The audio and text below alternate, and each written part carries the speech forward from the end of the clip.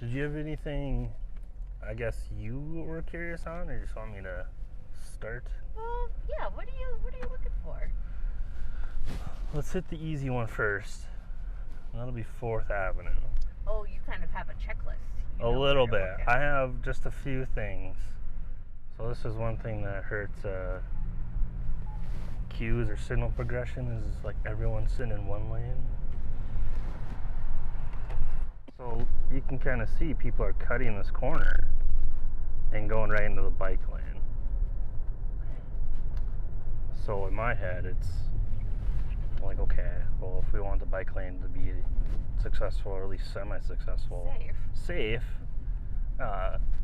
is there something we could do to keep cars out of that space? The balance is to get an option that's both safe for the user and not a huge maintenance headache, because we got to clear snow, we got to sweep in this area. This is another example of, you can see people are cutting the corner pretty hard, because I am in the travel lane. You can see this yellow line's 2-3 feet to the left. Like, that's not where people are traveling. Sure. Do you make the assumption then that no matter the season, they're probably cutting that in the same way? Correct. That's Okay. my assumption. Okay. Because you can see the line. Like, so if you should be over here. I saw a car this morning that was pretty much playing Pac-Man on that yellow line. So the other part that really stuck out was Fast Food Row of South Broadway. Okay. And I don't think I'm going to change anything here, but I've explored it. I've talked to the state on potentially doing something different, but I think right now we're going to leave it. So you can even see that guy shifting to the right side. Okay. And you can see on the left here, that's the edge of, that's the skip. Okay. So we should be over here. We are a full half a car width away from where we should be. Like, I am in the center of this travel lane. Sure. And I'm a full tire over from that guy. So I was like, how do I bring people back over to where they should be? Because you can see that's the turn lane. Yeah. So the other thing, if you can see, I don't know if you can bring that up a little higher. So for signal progression, everyone is in this right through lane. Even on the other side, it's, heavier in one lane. So everyone here is in one lane. Yeah.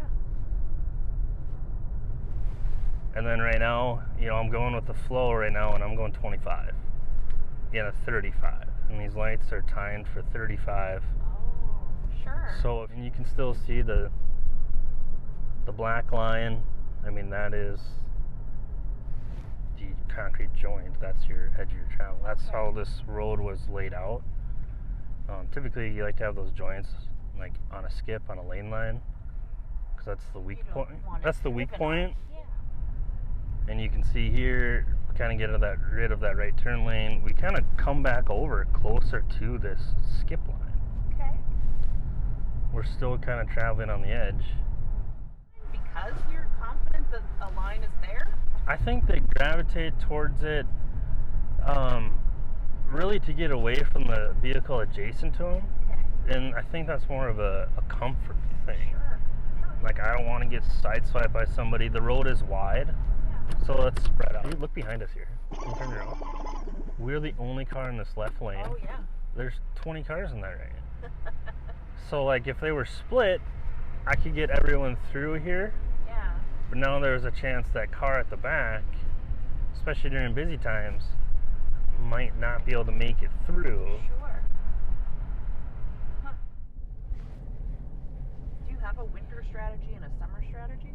For signal timing? Signal timing, yeah. We are, one thing that we're going to work on, signals in town, really Burdick and Broadway. No signal timing is perfect. People come randomly whenever, but they're timed for the speed limit. What I want to do is make an inclement weather timing plan. Oh. So you can kind of think of, so if this turns green at like a time of 0, well, how many seconds later does Burdick need to change if I'm going 35? Sure. Well, if I'm going 25, that time is different. And then, multiply that on to the next signal, next signal, next signal. Sure.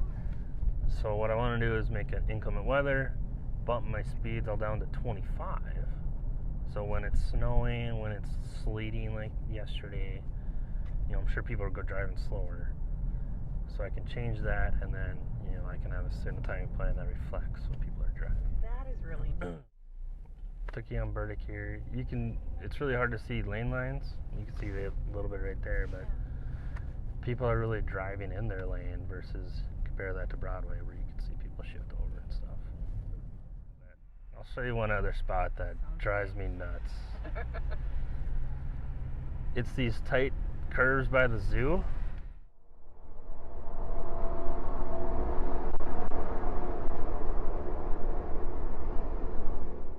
So you watch this truck right here, it's driving right over the yellow. Yep. They cut those corners, and you'll see it on this side. So if I look on the left here, you can see where people are driving. Yeah. They're not driving in their lane, they're driving on the line, in the other lane sometimes. And vice versa, going the other direction right here. And you could even see going the same direction, I have the potential to sideswipe the car to the right because I'm not driving in my lane. So, we get yearly crash data from the state. We can review that. We can kind of like anecdotally see it of like, well, this is a problem.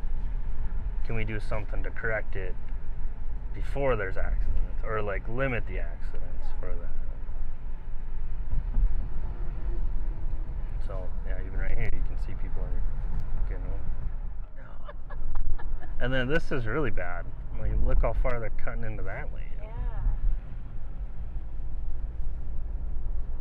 But that jog didn't feel natural. Correct, yeah. So if we look at future reconstruction projects, let's learn from that and not make it super tight curve like that on a main road.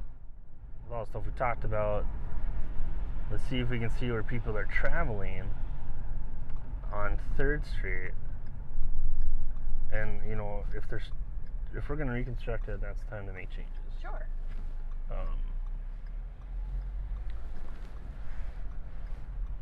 So, to me, I don't see people traveling in the right lane here. Right. You can see where cars are. Everyone is in the left lane here. Yep. I would say they're a little more balanced going south. But really, we have data to show that it's not a ton of cars. So that guy got in the right lane. You can kind of see where they got this little worn out. But he got in the left lane right away. Yeah. And the reason for that is, it's the right lane drops and the left lane goes across the bridge. Yeah. So where do you think people are going to travel? Absolutely. So, like, is this right lane worth it, or can it be used for something better? And what I see a lot is people make a left. People stay in this lane because then you go through. But this is also the lane to take a left. Right. So your left turning people have to stop and wait, like this guy. He has to wait for me to go, but the guy behind him could go straight. Yep. So, when you think of your morning rush, your evening rush, that just delays everybody. So if I can separate those stopped cars making a left and the cars that can go through that are moving, I can just make the system flow a whole lot better. Cool. Is that your... Trying to go with lane reconfiguration. Okay. It's got a less negative connotation to it. I like it. But yeah, it'd be that. Roads have feelings. So, like, for that, we don't know exactly what we're going to do yet.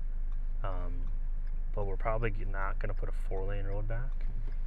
Sure. If we put a 3-lane road, maybe it's a, that is one of the few roads in town where we have ample right-of-way. So maybe we could keep parking on both sides, one through lane each direction, maybe put a median down the middle, remove it for a left turn lane, and then that allows space for, you know, trees, street trees, you know, some aesthetics that you can put in a median versus I love a gray roadway. That street does kind of feel industrial. Yeah. It'd be nice